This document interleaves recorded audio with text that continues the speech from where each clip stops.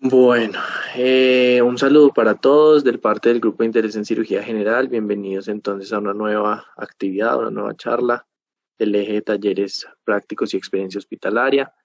En esta oportunidad vamos a trabajar conjunto del grupo del MIRIG y el grupo de la SIG. Vamos a tener pues a un invitado muy especial, es el doctor Eli de Jesús Rueda.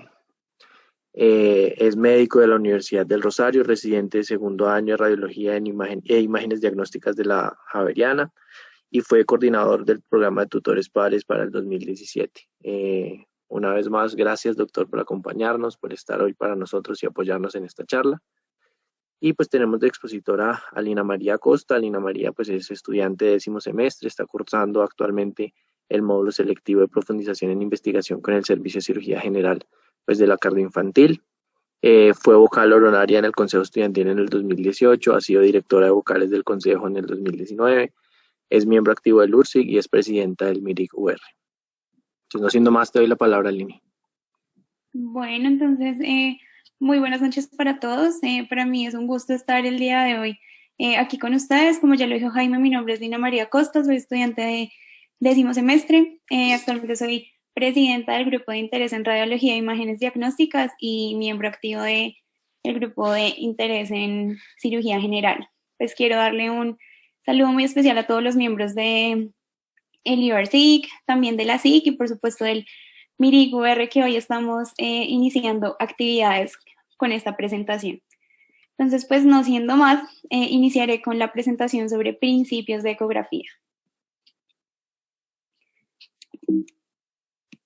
Entonces, ¿qué es la ecografía? Es una técnica diagnóstica que emplea el ultrasonido para definir los órganos del cuerpo humano. También permite identificar sus características normales e incluso orienta sobre una posible causa que esté generando determinada alteración que podemos identificar a través de esta técnica. Si bien es cierto que es un instrumento ideal para mejorar el rendimiento de la exploración clínica, se debe realizar en conjunto con la anamnesis y la exploración física. Pues también hay que tener en cuenta que es un instrumento operador dependiente. Dentro de sus utilidades podemos encontrar que permite el diagnóstico eficaz de algunas enfermedades, como lo son patología biliar litiásica y renal, trombosis venosa profunda, bueno, entre otras. También varios procedimientos en este momento se están siendo reemplazados por intervenciones mínimamente invasivas, en las cuales la ecografía pues, es muy útil, como por ejemplo la canalización de vías centrales, la toracocentesis, paracentesis, bloqueos anestésicos, bueno, entre otros. Y también se puede utilizar para hacer seguimiento de enfermedades y hacer monitorización de los pacientes. Entonces, para entender la formación de la imagen ecográfica, que es una técnica de imagen basada en la utilización de ultrasonidos, es muy importante conocer los principios físicos que la producen. Entonces, para entender esto nos vamos a devolver un poquito y recordaremos la física que aprendimos en el colegio. Entonces, vamos a comenzar por definir el concepto de ultrasonido, que es aquel sonido que tiene una frecuencia mayor a la que puede oír el ser humano, es decir, mayor de 20.000 hercios. El ser humano puede oír frecuencias entre 15.000 y 20.000, pero ya por encima de eso vamos a hablar de ultrasonido. Por otro lado, pues ya hablando del sonido, este se define como una onda de energía mecánica de transmisión longitudinal que va a seguir la teoría del movimiento armónico simple. Entonces, para poder entender mejor estos conceptos, es importante definir dos cosas. Primero, ¿qué es la energía mecánica? Y segundo, ¿qué es el movimiento armónico simple? La energía mecánica es la suma de la energía cinética y la energía potencial de un cuerpo. Entonces, recordemos que cuando estamos hablando de energía cinética, estamos hablando de movimiento, y cuando hablamos de energía potencial, hablamos del trabajo que está realizando este cuerpo, que para entenderlo en términos más sencillos es el mismo desplazamiento que se está realizando.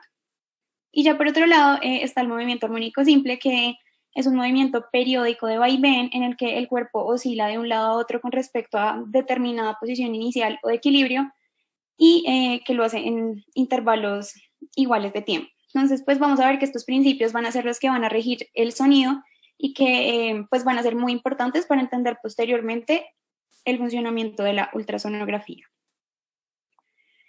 Entonces, en cuanto a las características del sonido, vamos a tener 5 en total. Entonces, primero está el ciclo, que es el fragmento de onda comprendido entre dos puntos iguales de su trazado, que es lo que estamos viendo aquí en la gráfica. Permítanme, coloco el puntero para que lo puedan ver mejor. Listo. Entonces, a esto lo vamos a llamar ciclo. Después tenemos la longitud de onda, que hace referencia a la distancia a la cual la onda realiza un ciclo completo, que también pues lo estamos viendo aquí representado en la gráfica. Después tenemos la amplitud, que es la altura máxima que alcanza una onda, y esto va a ser un concepto importante a tenerlo en cuenta, ya que va a estar relacionado con la intensidad del sonido y se va a medir en decibelios. Y aquí tenemos otro concepto muy importante y es el de la frecuencia, que es el número de ciclos que realiza una onda por segundo y se va a expresar en hercios. Entonces, este es un término muy importante de entender, ya que va a determinar la profundidad a la cual va a llegar el ultrasonido. Entonces, esta tabla que traje aquí es para representar precisamente que a mayor frecuencia va a haber una menor penetración de los tejidos, pero va a haber una mayor calidad de imagen, que ya vamos a entender posteriormente por qué. Pero a menor frecuencia va a haber una mayor penetración de los tejidos, pero la calidad de la imagen va a ser diferente. Entonces, pues esto va a ser importante porque nos va a ayudar a identificar cuál va a ser el ultrasonido que debemos utilizar o el transductor que debemos elegir dependiendo de la exploración que queramos realizar en los pacientes. Otra característica del sonido es la velocidad de propagación, y para entender esta característica física hay que saber que la longitud de la onda se va a relacionar con la velocidad por medio de la siguiente fórmula. Entonces, la longitud de onda va a ser igual a la velocidad sobre la frecuencia. Entonces, tenemos que para una misma velocidad, la longitud de onda va a ser inversamente proporcional a la frecuencia, y así pues como estamos viendo en la gráfica, entre mayor sea la longitud de la onda, vamos a tener una frecuencia más lenta, mientras que entre menor sea la longitud de onda, pues vamos a tener una frecuencia más rápida. Aquí ya en la parte inferior de la gráfica lo que estamos viendo es lo que había mencionado previamente sobre la relación de la amplitud con la intensidad del sonido, que lo vamos a medir en decibelios. Entonces, pues entre mayor sea la amplitud vamos a tener una intensidad más alta, y entre menor sea la amplitud, la intensidad va a ser más baja. Continuando con esta característica física del sonido, que es la velocidad de propagación, vamos a ver que va a depender de la concentración de partículas de determinado medio, es decir, de su densidad. Entonces, pues aquí vamos a introducir un nuevo concepto que también pues va a ser muy importante, y es el de la impedancia, que es la resistencia que va a ofrecer determinado medio al paso de los ultrasonidos. Este se va a calcular multiplicando la velocidad del sonido en ese medio por su densidad, y pues esta tabla básicamente es para mostrar cómo la impedancia, por ejemplo, del hueso o de el músculo van a ser muy diferentes a la del aire, por ejemplo. Y pues a su vez estos van a ser diferentes a los demás tejidos, que como ya lo mencioné, tiene que ver con su densidad. Aquí pues ya vamos a hablar de otro concepto, que es el de la interfase reflectante, que será el plano de separación de dos medios físicos que van a tener diferente impedancia acústica, que pues ya vimos que está relacionado también con la velocidad de propagación de los tejidos. Entonces, pues aquí lo que estamos viendo en esta gráfica es que entre mayor sea la impedancia de los tejidos o de dos medios, que es lo que se está tratando de representar por medio de estos colores, pues mayor va a ser la amplitud de los ecos reflejados, que precisamente es lo que estamos viendo en la gráfica B y C, y menor va a ser la capacidad de los ultrasonidos de atravesarlo, que es lo que estamos viendo con esta flecha, pues que es más delgada. Mientras que en la figura A, como son dos medios con impedancias similares, la amplitud de los ecos reflejados pues es menor, como también estamos viendo aquí representado con estas flechas, y pues va a haber una mayor penetración del ultrasonido. Algo importante aquí es que algo importante aquí de la amplitud es que pues la amplitud de los ecos va a determinar también en el monitor del ecógrafo las diferentes intensidades en las escalas de grises de la imagen, que también pues veremos que tiene que ver con la ecogenicidad de los tejidos. Entonces, pues sobre esto es importante mencionar que el aire y el hueso, como mencionaba en la diapositiva anterior, al tener impedancias muy distintas al resto de los tejidos, van a generar interfaces reflectantes que van a dificultar el paso del ultrasonido y pues a su vez van a dificultar la generación de la imagen ecográfica. Entonces, pues esta va a ser la razón por la cual hay que aplicar gel acuoso entre la sonda y la piel, pues con el objetivo de evitar esta interfase con el aire.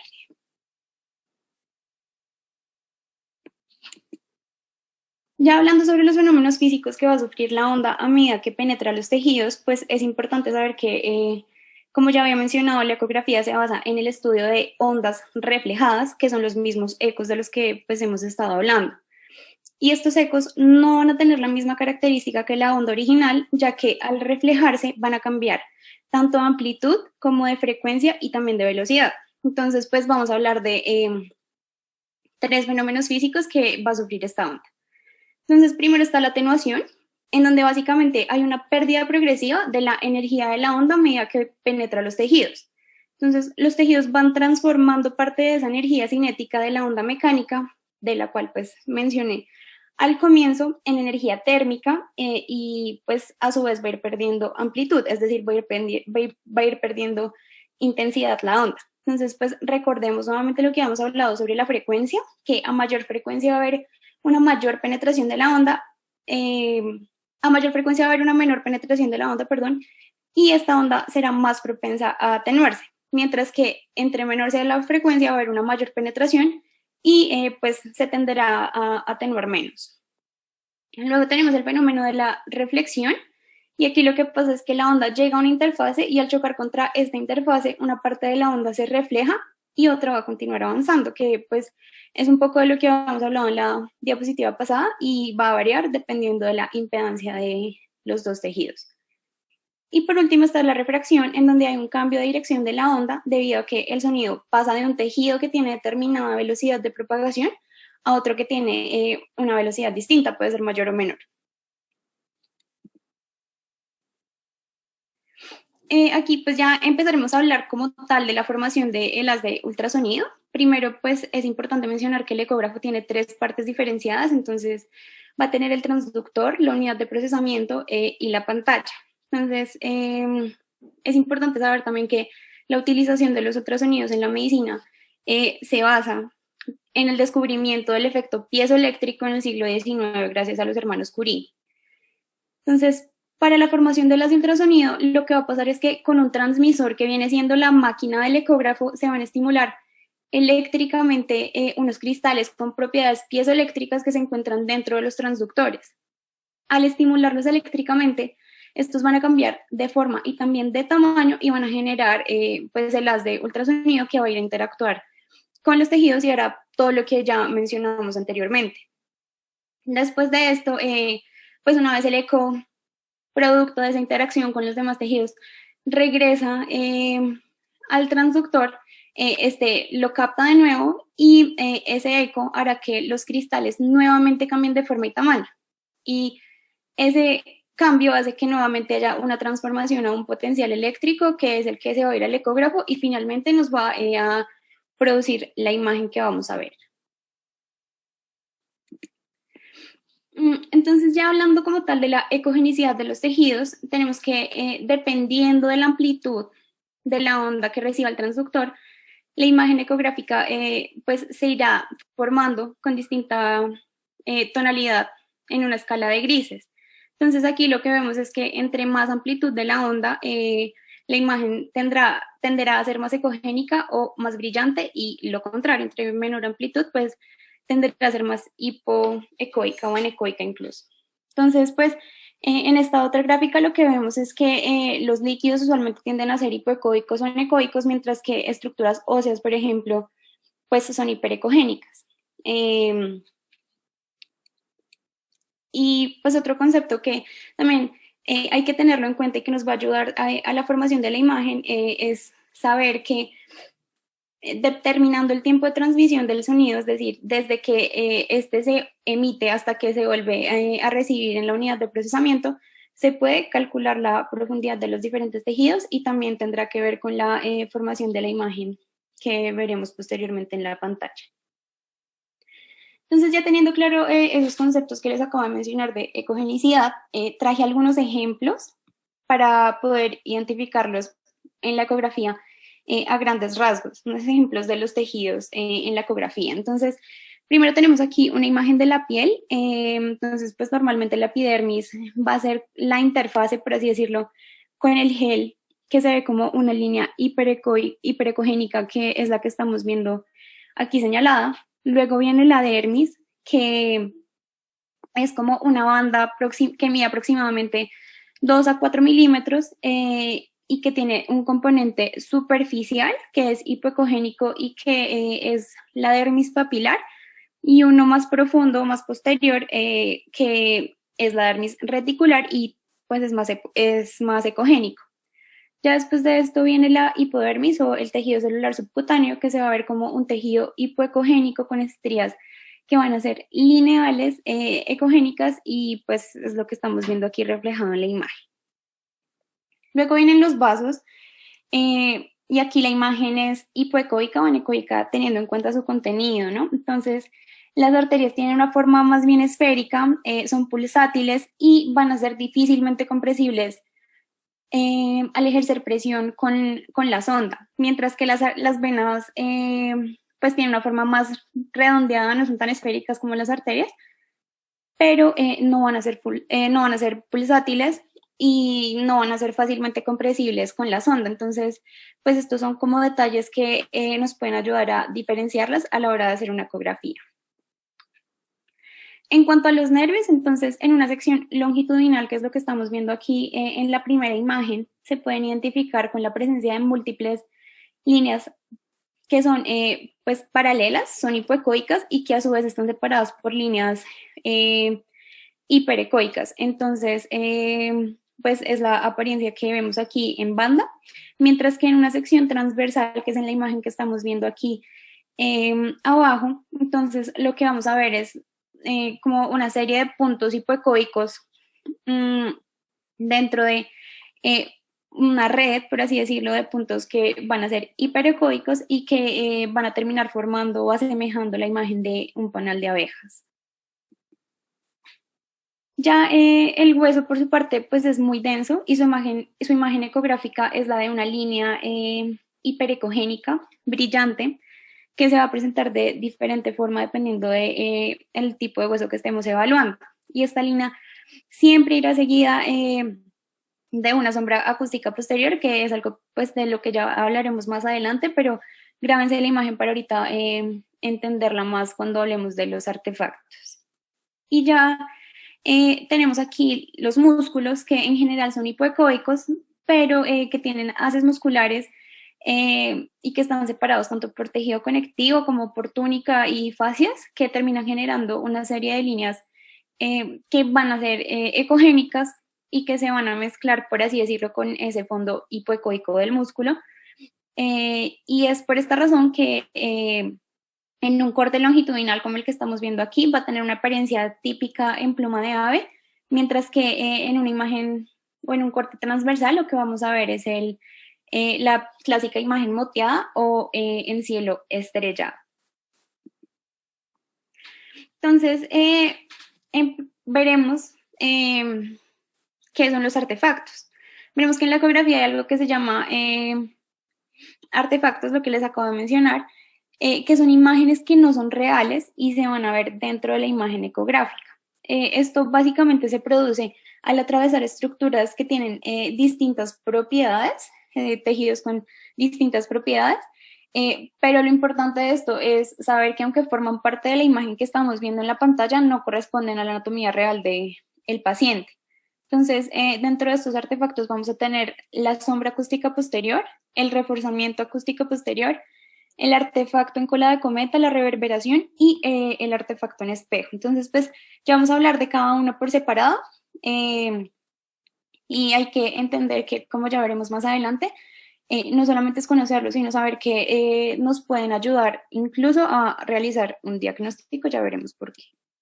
Entonces, primero vamos a tener la sombra acústica posterior, que ocurre cuando los haces de ultrasonido chocan con una superficie que es altamente reflectora, como lo es el hueso, el metal o el calcio, y que no permite que pase el haz de ultrasonido, generando esta sombra hipoecoica o anecoica posterior, que es lo que vemos aquí en la imagen. Entonces, pues, a modo de ejemplo, si yo veo una lesión ovalada ecogénica que genera una sombra acústica posterior, pues yo voy a saber que es un cálculo.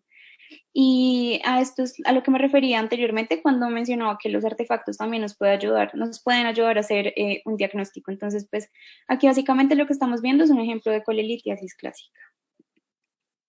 Luego está el artefacto de reforzamiento acústico posterior, que ocurre cuando el haz de ultrasonido interactúa con tejidos de poca atenuación, como lo son, por ejemplo, los líquidos o la sangre, y estos pues permiten que el haz pase a través del tejido con mayor facilidad. Entonces, pues esto hace que aumente relativamente la ecogenicidad de la superficie que está posterior a esa estructura. También a modo de ejemplo, esto nos puede servir para identificar un quiste, ya que si uno ve una estructura ovalada, anecoica, que tiene un reforzamiento acústico posterior, pues yo sé que yo voy a saber o voy a entender que es una estructura llena de líquido y podemos también realizar el diagnóstico. En este caso, pues lo que estamos viendo es una imagen normal de una vesícula, es una vesícula pues que no tiene paredes engrosadas, que tiene un reforzamiento acústico posterior debido al haz que pasa sin problema por ese tejido que está en su interior y pues que está aumentando parcialmente la ecogenicidad del tejido que se encuentra posterior a ella.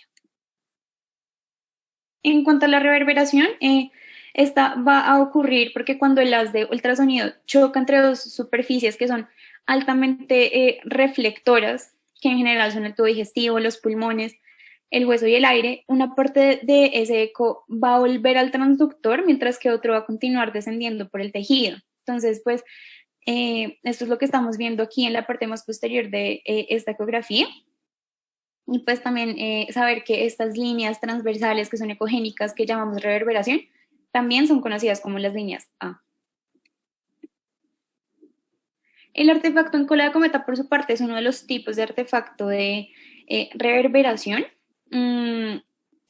Pues ocurre básicamente cuando el haz de ultrasonido choca con una superficie altamente reflectora, que en este caso pues va a ser la pleura o el peritoneo y va a generar pues esta imagen que, como su nombre lo indica, es característica de la cola de una cometa.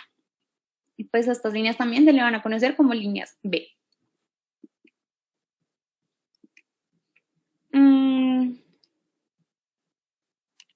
Ya. En cuanto al artefacto en espejo, primero hay que entender un concepto y es el de los reflectores especulares, que son estructuras como el diafragma, el peritoneo, la pleura o incluso la vejiga cuando está bien distendida y que van a reflejar del 80 al 90% de los ecos a ese transductor. Entonces, este artefacto ocurre básicamente porque cuando hay una estructura que se encuentra adyacente a uno de esos reflectores especulares, el haz de ultrasonido va a chocar contra esa estructura. Entonces, por ejemplo, si es el diafragma, el haz de ultrasonido puede chocar primero con la estructura que queremos evaluar, luego va a chocar con el diafragma, después se va a devolver a la estructura y ahí sí va a volver a el transductor. Entonces, el ecógrafo básicamente lo va a interpretar como que hay una lesión mucho más posterior a la estructura original que estábamos evaluando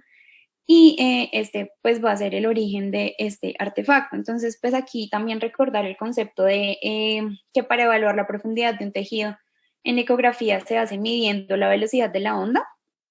Entonces, pues si la onda se demora más en volver, el ecógrafo va a pensar que está más profundo. Entonces, pues esto es lo que sucede aquí. Aquí básicamente lo que estamos viendo también es una imagen en espejo de una vesícula con un cálculo en su interior. Ya en cuanto a los transductores como tal, como hemos mencionado, son una parte esencial para la formación de la imagen ecográfica. Pues en su interior se encuentran los cristales piezoeléctricos de los que hemos hablado y pues ahí es donde ocurre precisamente esa transformación de energía eléctrica en mecánica y viceversa. Entonces, pues sabemos que hay una gran variedad de estos transductores en el mercado, pero digamos que los más frecuentemente utilizados son la sonda lineal, convex y sectorial, que son pues las que estoy mencionando aquí. Entonces, la diferencia a grandes rasgos de las ondas se va a basar en su frecuencia. Entonces, recordemos, un transductor de baja frecuencia tiene mayor longitud de onda y pues a su vez va a tener mayor penetración y tenderá a atenuarse menos. Mientras que un transductor que tiene una frecuencia alta tendrá una baja longitud de onda y pues va a tener menor penetración. Ya sabemos que esto es importante porque nos permite identificar cuál es el transductor adecuado, pues dependiendo de la estructura que queramos evaluar. Entonces, pues primero tenemos la sonda lineal. Es una sonda de alta frecuencia, tiene entre 5 y 10 megahercios y en general se va a utilizar para identificar estructuras superficiales, por lo mismo que estamos hablando de su frecuencia. Entonces, dentro de sus utilidades podemos encontrar canalización de vasos, arterias superficiales, también descartar trombosis venosa profunda o incluso también para estudiar estructuras musculoesqueléticas. En cuanto a la sonda convex, es una sonda con una frecuencia baja, entre 2 y 5 megahercios, y se va a emplear generalmente para la exploración de las estructuras de la cavidad abdominal. Y la sonda sectorial también es una sonda de baja frecuencia, entre 2 y 5 megahercios de igual manera, y gracias a su tamaño pequeño, pues va a ser muy útil para realizar estudios ecocardiográficos. Esta diapositiva es simplemente para sintetizar la información que les acabo de dar sobre las ondas. Entonces, siempre recordar la importancia de la frecuencia de las ondas para así pues identificar cuál es la más útil dependiendo de la estructura que queramos visualizar. Ya en cuanto a los planos ecográficos que es posible ver a través del ecógrafo, vamos a tener dos principales. Entonces, vamos a tener el plano transversal y el plano longitudinal. El plano coronal se hace en muy pocas oportunidades. Una de esas es, por ejemplo, la ecografía transfontanelar, pero la mayoría de exploraciones torácicas y abdominales se hacen con el plano transversal y longitudinal, como les comenté ahorita. Entonces, pues por esa razón no me voy a tener ahí. De aquí también es importante identificar que todas las ondas van a tener un marcador en uno de sus extremos que a su vez se va a relacionar con una señal en la pantalla. Entonces, pues esto va a ser útil básicamente para situarnos espacialmente y tener presentes las referencias anatómicas pues, que estamos evaluando en el paciente. Ese marcador puede cambiar de posición dependiendo de la persona que esté realizando la ecografía, pero lo importante siempre es que la marca del transductor esté en la misma posición de la marca en la pantalla, porque pues si no podemos enredarnos un poco respecto a qué es lo que estamos viendo. Aquí, pues a modo de repaso, lo que estamos viendo es una vejiga con un artefacto de reforzamiento acústico posterior, pues secundario al líquido que tiene dentro. Entonces, sobre el plano transversal, el transductor debe estar, o sea, debe colocar de manera perpendicular al eje del paciente. Por lo general, el marcador del que pues estaba hablándoles ahorita estará a la derecha del paciente y lo que pues estamos viendo en estas tres imágenes es, por un lado, la referencia sobre el nivel al cual se está realizando la ecografía, la ubicación del transductor sobre el paciente y ya como tal lo que veríamos en la imagen ecográfica. Entonces, en este plano podemos identificar qué es anterior, qué es posterior, qué es derecha y qué es izquierda. En cuanto al plano longitudinal, entonces el transductor se va a colocar paralelo al eje mayor del paciente. El marcador por lo general va a apuntar hacia la cabeza del paciente, que es lo que estamos viendo aquí. Y nuevamente, pues aquí lo que estamos viendo es una referencia sobre a qué nivel se está realizando la ecografía, cómo se sitúa el transductor sobre el paciente y lo que veremos, pues lo que podemos ver en la ecografía. Entonces aquí podemos identificar qué es anterior, qué es posterior, qué es cefálico y qué es caudal. ya finalmente, entonces, vamos a hablar de los distintos modos de la ecografía. Entonces, pues, vamos a hablar primero del modo B, que proviene del brightness mode y va a ser el modo más comúnmente utilizado. Aquí lo que se obtiene va a ser una imagen bidimensional en tiempo real y pues el ecógrafo va a convertir esas diversas amplitudes que capte en píxeles de hasta 256 tonalidades de escalas de grises, que son todas las escalas de grises que el ojo humano, pues la retina del ojo humano alcanza a percibir. Aquí tenemos el modo M, que es la representación en el tiempo de la variación en la atenuación de un tejido.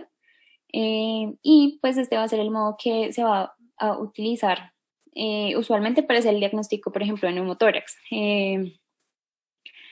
Aquí lo que estamos viendo es pues un tórax normal. Este se llama el signo de la arena de la playa. Entonces lo que vemos aquí es el mar, aquí tenemos la playa, pues la arena de la playa y cuando hay un neumotórax pues se pierde la arena y solo nos quedamos con el mar.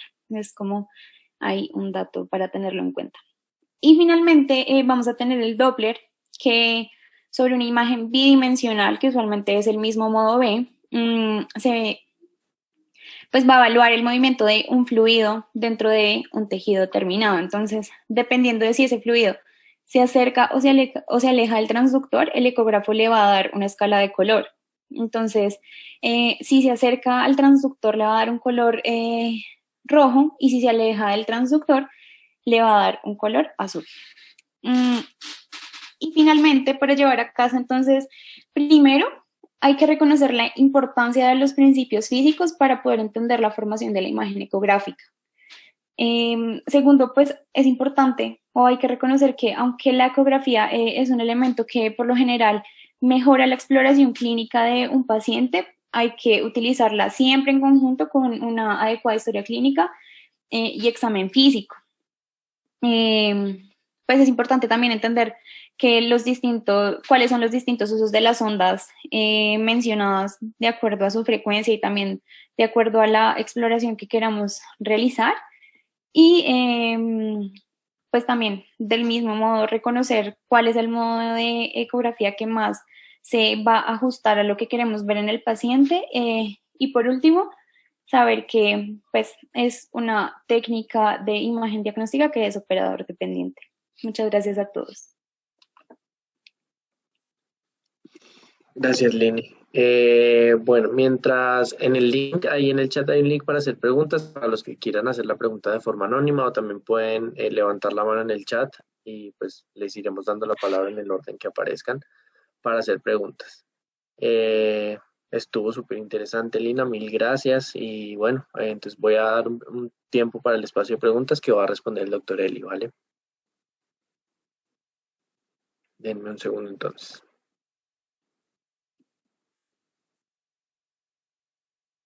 Si alguno tiene una pregunta y la quiere hacer por acá, lo puede hacer levantando la mano.